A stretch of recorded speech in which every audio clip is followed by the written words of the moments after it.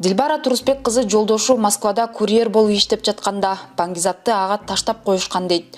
Орусияда мыйзамсыз соттолгонун айткан Бекназардын жубайы эми кыргыз сотторунан ырайым сурайт. Ал жолдошун үй камагына чыгаруу өтүнүчү менен Нарын облустук сотуна кайрылган. Кыргызстандыктын баш коргоо чарасы 16 августта кароого белгиленген.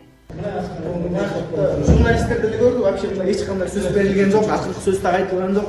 Эчтеке сөз бар. Менин кароомсуз мени чакырбай туруп, бөгөт боло чарасын узартып салган.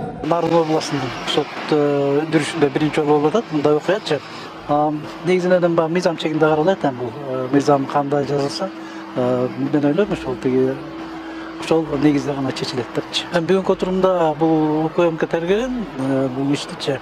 Анан сотко өтүп кеткен. Талап боюнча, мыйзам боюнча бул сотко өтүп кеткенден кийин бул кайра экинчи станцияда жанакынтип биринтиги каралбайт да.